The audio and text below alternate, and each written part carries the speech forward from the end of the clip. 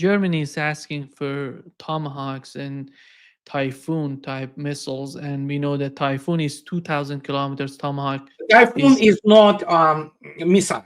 A typhoon is the system where they stick the clam, um, the Tomahawk land attack missile, which is the missile is designed primarily to hit the ground targets. So what they do, and this is not the new one.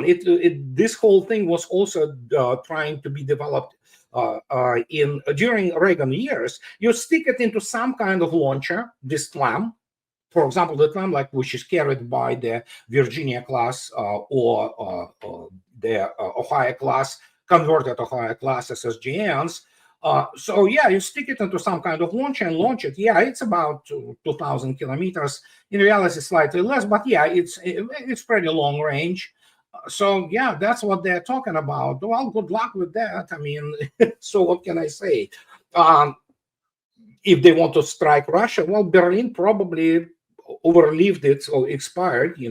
So they will turn it into their parking lot, and that will be it for Germany.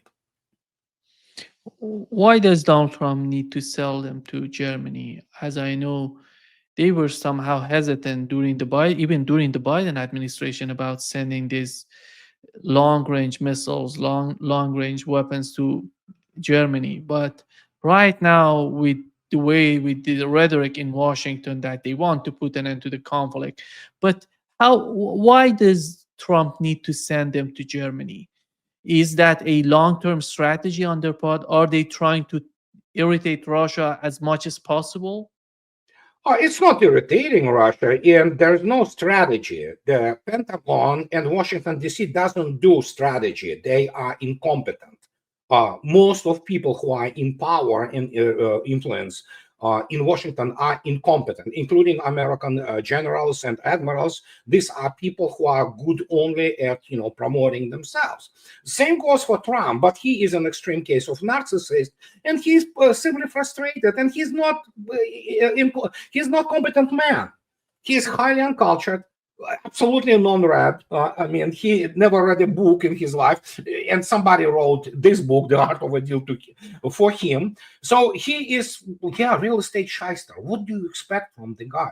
And he is constantly under the influence of all kinds of the Israeli lobby, AIPAC, and he's a Zionist essentially himself. So the guy is completely lost. And I will be talking about this tomorrow in my video. In fact, if you can go and listen to excellent conversation between Colonel Douglas McGregor and Kim Everson yesterday. Oh yeah, he just comes out and says pretty much what I've been saying for the last decade plus, that they don't do strategy, they don't understand basic things, they just absolutely incompetent. And Trump is constantly under all kinds of influences as a man with no real serious life experiences, except for fornicating and spreading his seed all around and having fun with whatever.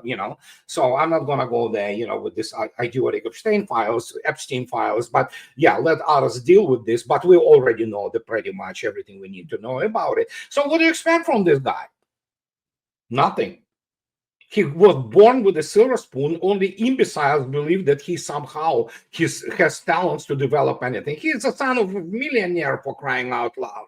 He inherited a truckload of the money, connections, and everything. So, and you think that this guy who once said that, oh, my military boarding school for boys everything is enough for me to know the military. Okay, so there you go. You have the nincompoop, essentially, a moron, in a White House who doesn't understand the first thing about pretty much anything. And I've been on the record, and Colonel McGregor yesterday said pretty much the same. The only thing that they're good at is how to be elected and stay elected, period. They have no knowledge of military, no knowledge of politics, no knowledge of applied geopolitics. They have no knowledge of their, you look at the American military education, it is a national shame, actually, So, but then everybody saying, oh, yeah, we're the best army in the world. With generals like this, boy, who never won anything in their life, So okay, what can I say? And that's what we have, and that is why. Plus, yes, I have to state it, and I am stating this for the last year and a half at least. There is an acute case, acute of insufferable professional jealousy and envy on the part of the American military. What they are observing now and how it is done, it is so beyond their reach. Yeah, all those, command staff colleges or general staff colleges, they wouldn't even pass the entrance exam to the actually any kind of the war colleges in Russia, let alone Academy of the General Staff. You have to take serious entrance exams to get there. So, and you talk about these people who are, oh yeah, we learned couple things, couple tactical tricks, and then suddenly we have to go out and see how we can fight with these guys.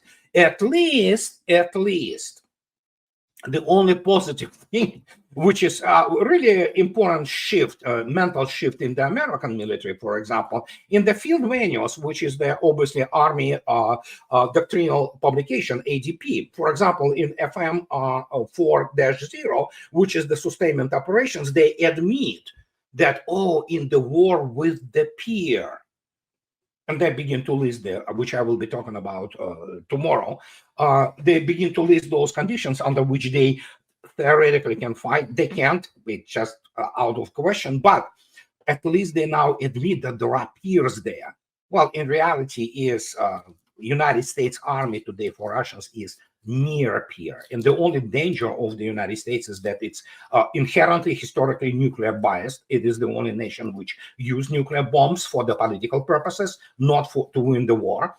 And so, yeah, other than that, sure. I mean, they all bloviate, all those American generals, acting and retired. They go around, parade themselves as clowns who evidently have no clue about modern operations, which they don't. They do not understand the history, military history, because basically everything what has been taught in the United States, in the military academies, with exception of the Naval Academy, is basically confabulated fairy tales. That's what it is, And then suddenly you have those people which are the product of the system and the product of the Washington, D.C., and they come out and they observe reality, and some of them they have cognitive dissonance, which brings about serious mental problems and psychological problems. They cannot cope, and that's what we have. And especially for the last couple of weeks, this rhetoric is completely unhinged. So, well, yeah, then Zakharova says, yeah, so yeah, you want to try? Well, we'll just, again, if Europeans try, I mean, there are a number of the stones which need to be rearranged in Europe anyway, so, and that's what's going to happen. I think, Andrei, what Russia is dealing with is it doesn't matter how skillful you are in the way that you're driving your car. It seems that the other cars on the road, they don't consider the law of transportation. That's why Russia needs to consider what's going on with the West. And it seems that they're not predictable. I think the problem is that you don't know what they're going to do in next step, and how stupid that move going to be. It doesn't matter, because in their mind it makes sense. And here is what the American general Christopher Donahue, Good Lord Jesus, man. I he said mean, that what he's talking, he said he noted that Kaliningrad, Russia, is roughly 47 miles wide and surrounded by NATO on all sides, and the army and its alliance now have the capabilities to take down from the ground in a time frame that is unheard of. And you see the mindset of these people, how they think. it's Somehow dangerous that when you hear that and you see these people could be in charge of some sort of operation against you. no, I mean, obviously he doesn't know the modern combined arms operations. No American general, no American serviceman knows it. They do not understand it. They cannot. American operation planning is laughable. It's conducted by clowns, basically. So you saw yourself what is happening with the special military operation, and only imbeciles believe that Russia fights only the armed forces of Ukraine or whatever is left of them. So no, I mean, he is bloviating, he's bragging, he wouldn't be allowed to command the brigade or battalion even in Russian army. He doesn't understand what modern combined arms operations are. But in the end, if he thinks that he can take Kaliningrad, well, Russians will take Washington. I mean, they will just turn it into the parking lot. So again, those people, they are not professionals. And yeah, the guy commanded 82nd, whatever, 101st divisions, and yeah, we saw how it performed in Afghanistan, all of it, didn't we? And the question was not just because Biden gave the order and withdraw. They already lost it by 2006, as famous Washington files basically demonstrate, these famous letters and communications they released about 5-6 years ago. So it's bloviation. It's he's butthurt, sore loser. He understands that the moment, again, and that's what I'm going to be talking about. United States is incapable. Let's imagine that he tries to take Kaliningrad. Well, first, Kaliningrad is stuck now with essentially one combined arms army, if he doesn't understand what it means. And then, of course, the pivot of the all-American military doctrinal thing is there used to be long-range fires. United States Army is not even in the same league as Russian armed forces in terms of long-range fires. They're simply outgunned, outmatched, and outranged, sometimes by hundreds of kilometers. So, and if he thinks that Russians don't have satellite constellation, or they don't have C4 ISR, which is actually, in terms of C4, is the best in the world. I mean, I have a bridge to sell him, but yeah, this is the guy who basically just, have the, wide mouth, so to speak. And in terms of professional things, yeah, people, I know the Russians already discussed it today in the morning. They laugh at him, so they laugh at the U.S. Army. So if he thinks that he can sustain losing one brigade a day completely, TIAs, sure. The problem is United States Army is incapable of sustaining operations because this is a serious matter. And that's the whole point. But evidently, Mr. Donahue doesn't know that. I mean, he thinks that United States being not produced and having no air defense and having no ability to stop anything, ranging from Iskanders to Zircons to, I mean, hello, what can I say? I mean, let him try, see what happens. But then again, he should understand. If he doesn't, then yeah, he's a moron. But he should understand. Kaliningrad is Russian territory. If he wants to attack Russia, Russia gonna wipe the United States off the face of the earth, and that will be it. And he better understand this. But many people don't in Washington, D.C. because they are incompetent. In terms of the talks between Donald Trump and the NATO Secretary General in the meeting, that he said that they're going to send weapons, that Europeans are buying weapons from the United States, but how much of these weapons are going to be delivered to Europeans? I think that would be important to know, and what type of weapons they're going to send to Europe. And do you see the capability of the United States producing those arms, or they're just talking about it? No, I mean, United States tried to ramp up the production, for example, of the absolutely useless Patriot Pack-3. They were producing 1-2 a year. Now they want to produce, and some will say that 3-5 a year. Well, it doesn't matter. They will be annihilated, just more payments for the guys, Russian guys who have mortgage to pay. And, Patriot, I don't remember what is the bonus for eliminating it. Well, if they don't understand, just to give you example to have the idea what it is. Financial Times stated that Russians produced 13,000 missiles, okay? I'll give you a hint. Well, not a hint, I'll take it there. Well, it is Financial Times, it's a bunch of cretins from the United Kingdom. No, I mean, they lowered this number many times. So it's not 13,000, it's way more than that. Okay, and this is missiles only. Now if you go and look attentively at what Russia produces in terms of drones, and I'm talking about geraniums with a long range, 600 a day. 600 a day. Wow. So, then, of course, we have other types of the munitions. The United States is not even in the same league, in the same galaxy to produce anything. That's what I'm talking about. Sustainment operations and strategy. You cannot produce things, apart from them being really bad. American weapons are expensive, overpriced, and it suck for the most part. They still can kill, make no mistake. But the point is they are not designed for the war of the 21st century. United States cannot produce enough weapons to fight, to sustain operations for more than probably 2 weeks. But many American generals before, they already stated in like 2023 that we wouldn't do much better than Ukrainians if we would fight the real war. And they were writing it, and it was written for the not general public, not our hoi polloi kind of guys. No, it was stated and written this professional, some of the professional publications that, yeah, about a couple of weeks after that, United States will run out of any kind of the high precision and smart munitions and long range fires, and that will be it. So if they want to fight like this, sure. But the point is, even if United States tries to ramp it up, there are no resources, and resources are not just money.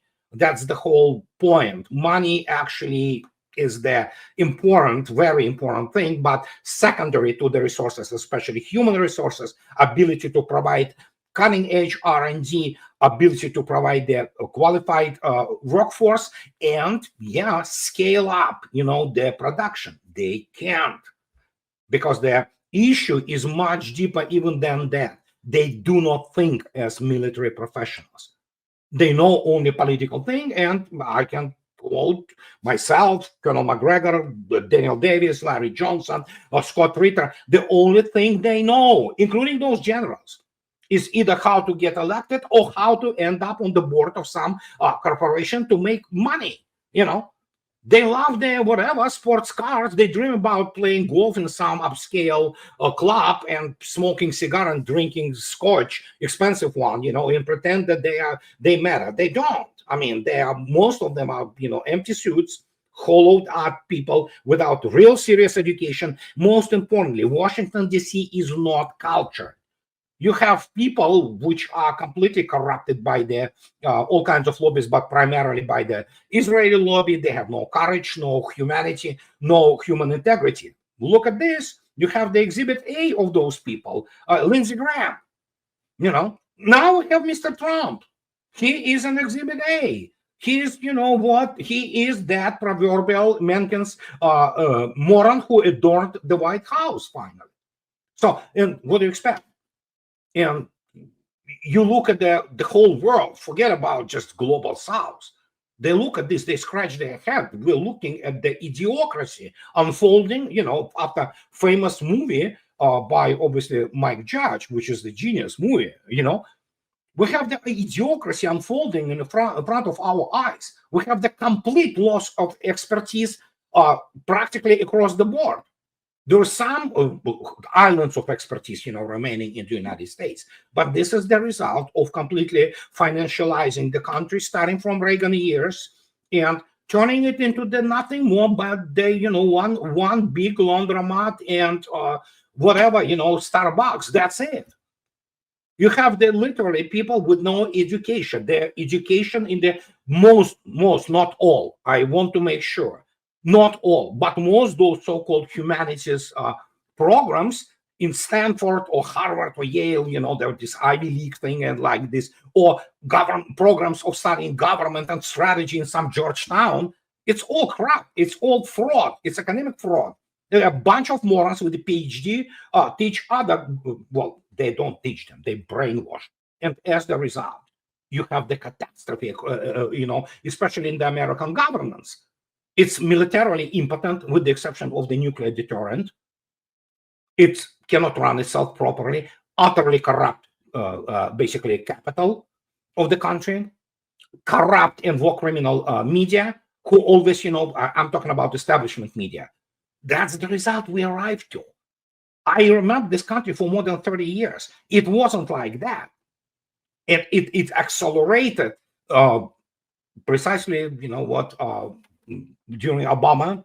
Well, it's accelerated during Bush and, after 9/11. And now the country is pretty much ran into the ground. And we look at this, horrible, barren space. It's unbelievable. It is unbelievable.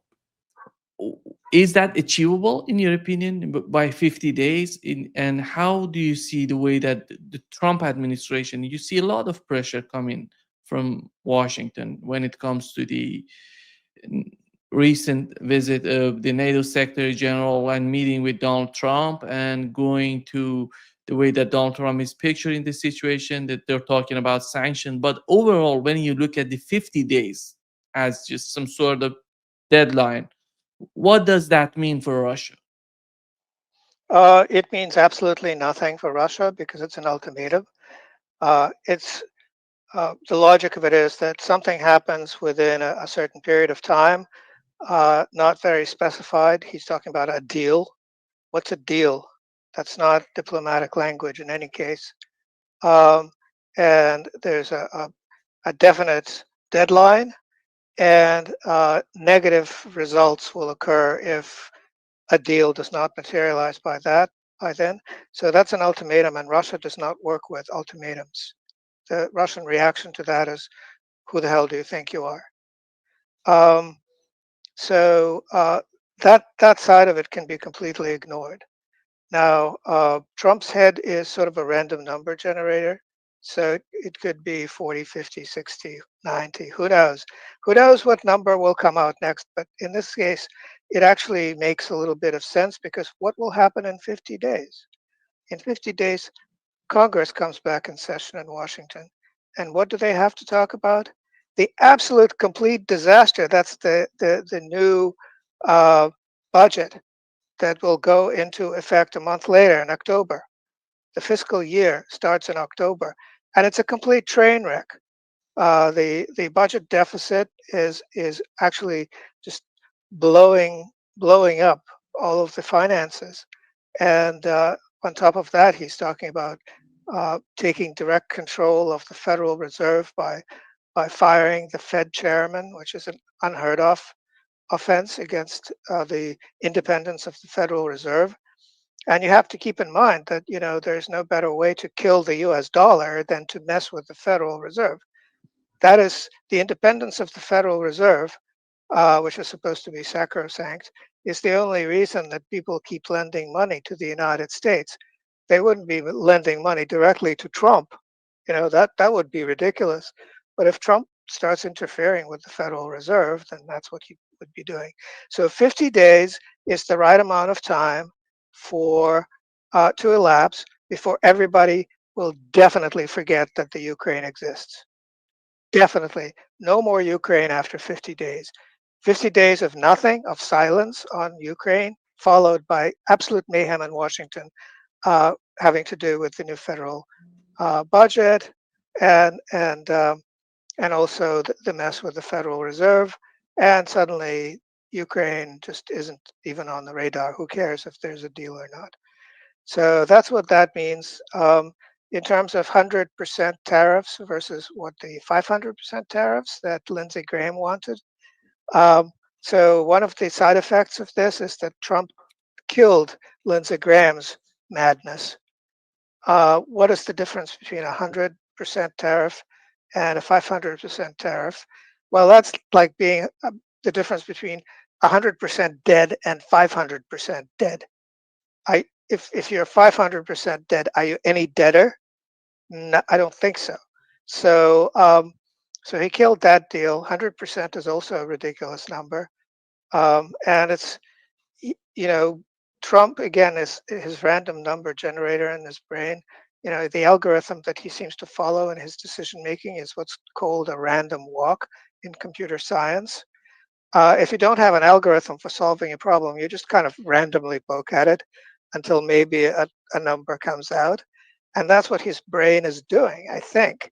So he came up with a solution that A, does not deprive of the military defense uh, uh, contractors of the defense contractors, doesn't deprive them of income, at least on paper. B, Americans don't have to pay for it because it's all Europeans who are going to be paying for it, not because they don't have money. Already, all the biggest ones said they're not paying for it. C, he's not supporting the Ukraine, which his people don't want to do, but he's not supporting the Ukraine because he's willing to sell weapons, and Americans are okay with selling weapons no matter who they go to, as long as they get the money. He's preserving American jobs sort of on paper again, because again, nothing will be happening. And so this is an absolute win. This is a winning scenario on all sides, as far as, finally Trump comes out with something that is uh, a workable, non-workable scenario. It pretends to solve a non-existent problem by offering a non-existent solution, which is just fantastic. I'm so happy for him. Dmitry, you mentioned that there is no difference between 100 and 500% tariffs, but I think Donald Trump learned that from the experience he had with China. If you remember, when they got above 100%, China said it doesn't make sense for us. We're not gonna go above that because that doesn't make sense. That doesn't a viable choice for us. And on the other hand, he mentioned that if he goes beyond 100%, he needs some sort of approval from the Congress. But it's up until 100%, he doesn't need any sort of permission from the Congress in the United States. But after all, do you feel that is the United States? I don't know who's behind this sort of argument, that because Donald Trump, if you remember Donald Trump before being elected in the United States, he was totally a different guy, Dmitry. He said that why do we have sanctions on Russia? What do we need to have sanctions on Iran? Why not? These sort of policies are destroying the US economy. What has happened to Donald Trump, to that Donald Trump, in your opinion? And why we are not witnessing, why we are not seeing the same guy in office when he's literally the president of the United States, but he tries to blame everything on Joe Biden right now. And that doesn't make sense for many people who voted for him, who supported him. The United States is not a democracy, and it doesn't matter who is president. Any president, once he gets elected, gets shown a little video that nobody else has ever seen of John F. Kennedy getting killed from an angle that nobody has seen in the public. And after that, the US president-elect becomes very obedient. He basically says what his handlers tell him to do. So that's what happened to Trump. That's what happens to every US president. Basically, there's a system in place for managing U.S. presidents, just like there's a system in place for managing just about everything else. It has nothing to do with who gets elected. That's the short answer. When we talk about the latest visit of NATO Secretary General and his meeting with Donald Trump, in which Donald Trump said that Europeans are buying these weapons, they're gonna decide about them, but we are receiving the money, we are benefiting from the deal. Do you see any sort of responsibility on the part of the administration in Washington? Somehow, I'm not talking about the nature of the deal. I'm talking about the responsibility of those people who are providing Europe with these weapons. They know that they're going to end up in Ukraine and somewhere else to make some sort of chaos.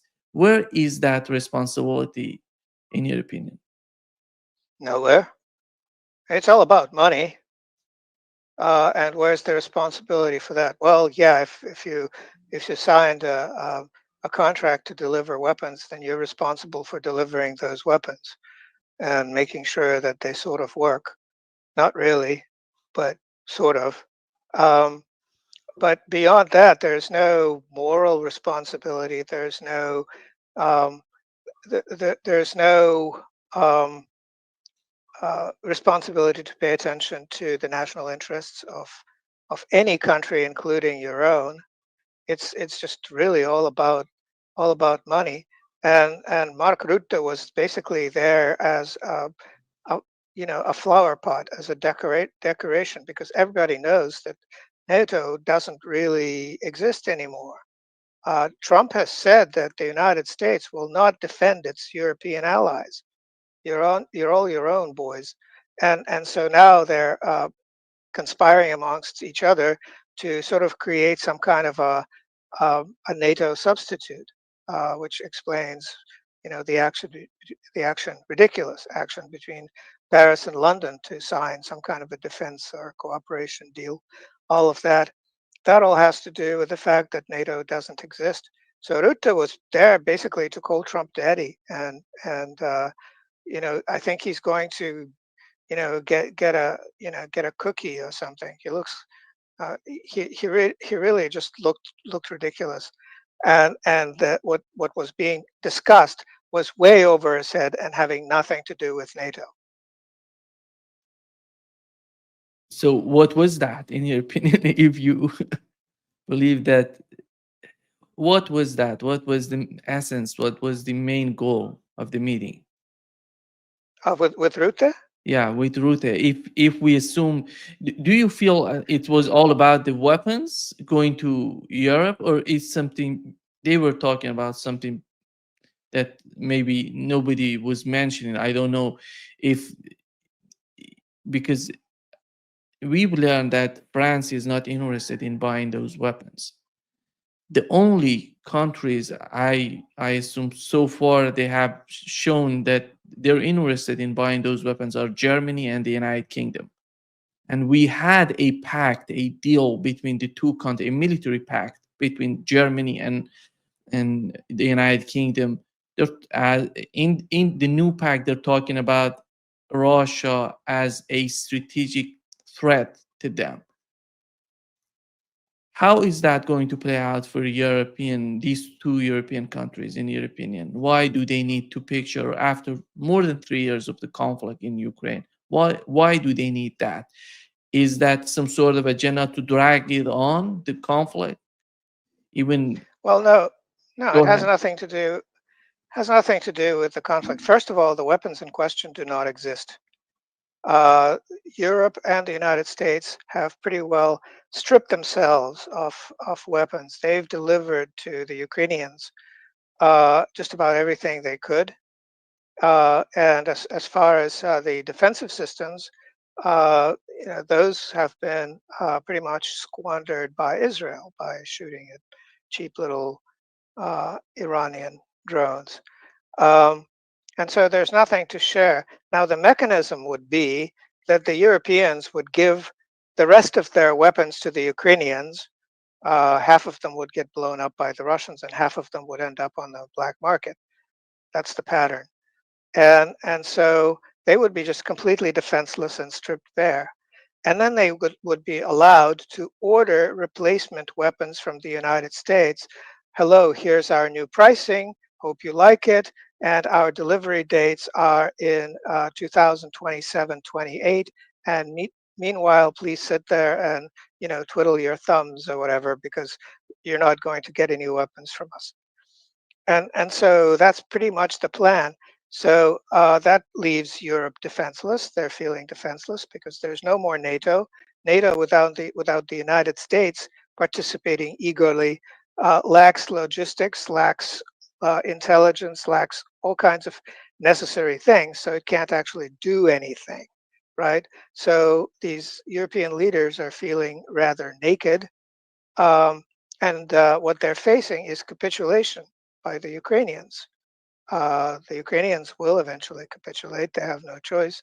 But that doesn't really work politically for these European leaders who have thrown uh, tens of billions of dollars at the Ukrainian problem. And if what they end up with is capitulation and defeat, that looks bad for them. That ends their political careers. So they're desperate. They're grasping at straws. They're trying to come up with some kind of a solution where none exists. In your opinion, in we know that Russia has expressed, Maria Zakharova yesterday talked about the way that European are just making coalitions, some sort of pacts, military pacts, and they're gathering. And is that a concern when they see that Germany is asking for long range missiles? It seems that the administration in Russia is somehow concerned about this sort of behavior on the part of, specifically on the part of Germany. Typhoon, Tomahawk missiles, they can hit deep into the Russian soil. But we know that, in my opinion, you have to be. It would be a pure madness to think that Germany would hit Russia deep into the Russian soil in Moscow, for example. But they can give it to Ukrainians. We know that how the situation with the Ukrainians, how they're just totally out of the hand, and nobody seems to care about that. I believe that everybody is enjoying what Ukraine is doing in terms of irresponsibility of the Ukrainian government. But how is that going to be perceived by the government in Russia? Well, first of all, the Ukrainians can't operate this fancy long range German equipment. The Germans would be directly involved. And so that would pull Germany directly into conflict. They would have to operate from Ukrainian soil just to have the fig leaf of, oh, it's not Germany, it's the Ukrainians doing it. But Russian intelligence is good enough to know whom to blow up. When if Bundeswehr lands on Ukrainian soil and starts to regroup and gets ready to strike, first of all, most of their their long range stuff is launched from planes based in the Ukraine, where all of the military airports are freshly destroyed, and flying sorties over Ukrainian territory. They wouldn't dare to invade Russian airspace, um, and even then, they're probably going to get shut down by the Russians. So the Germans are very unlikely to do any of that, but they'll talk about any sort of absurd nonsense because the alternative is to admit the inevitable, which is the Ukraine will be forced to capitulate. Um, Tomahawks, you mentioned Tomahawk missiles. Yeah. Those are launched from U.S. submarines, U.S. Navy ships, Aegis ashore installations, of which there are two, one in Romania, one in Poland, and aircraft, U.S. aircraft. So if the Ukrainians are going to be provided with Tomahawks, are they going to get a U.S. destroyer to fire them? Is that the idea? Is the U.S. giving the Ukrainians a destroyer? I haven't heard anything about that, or strategic aviation doesn't seem likely. And the other thing is that the Russians are very good at shooting down the Tomahawks. Even the Syrians in the good old days were very good at shooting down those Tomahawks because they fly slower than a passenger jet. They're really old stuff. So again, this is just all, much ado about nothing.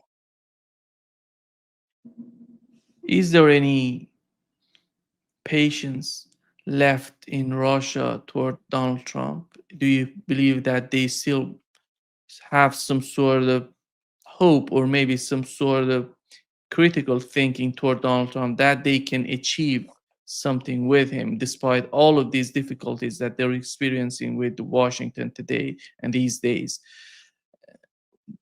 Is there, looking at the situation, in your opinion, your take on that would be Donald Trump is interested in achieving some sort of settlement in Ukraine? Well, he may be interested or not interested, but he is not really, how should I put it? He's not in the loop. He doesn't know what's going on, and he can't process that sort of information.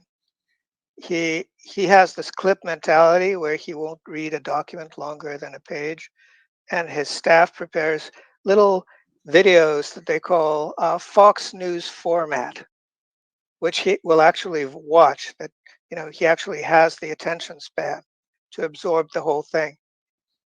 But his deal is his kind of like his deal mentality, what he calls a deal, is not really applicable to complicated, thorny, diplomatic missions and initiatives. So he wants a deal, and the Russians say, okay, well, this is what is in our national interest, and this is our position, and this is what we have to achieve. And that's just like, you know, in one ear, out the other. So the Russians say, well, we have to make sure that the Ukraine is neutral, is denazified, that all the Nazis in the Ukraine are put on trial and sentenced. Okay, and we have to make sure that the Ukraine is demilitarized, that there are no foreign troops on, except for Russian troops, of course, on Ukrainian soil, and that the Ukraine no longer participates in any foreign military blocs or formations, no training exercises, nothing like that. Those are Russian objectives. I wouldn't call them conditions. I wouldn't call them stipulations. Russia is like this big steamroller that rolls very slowly, but everybody knows where the destination is. And Trump can't seem to process that sort of information. So he keeps talking about ceasefire, and the Russians think, well, okay, how will a ceasefire further our agenda, which is fixed? It's immutable, and that just bounces off Trump's head, and he goes back to talking about ceasefire. So, well, they didn't agree, so let's threaten them with sanctions. Threatening Russia with sanctions is pointless, absolutely 100% pointless, guaranteed not to change Russian mentality or behavior in any way, shape, or form. Well, okay, more sanctions. Oh, that didn't work. Let's try some more sanctions. You know, that's the level of thinking that goes on, and it's rather pointless. So the Russians are seeing that, and they do see him as a sort of like a, you know, a madman bouncing around in his padded cell, not really a statesman working at achieving a diplomatic solution to a very thorny, complicated, historically conditioned problem. And the longer this goes on, the less, I guess, the lower the expectations become on the Russian side.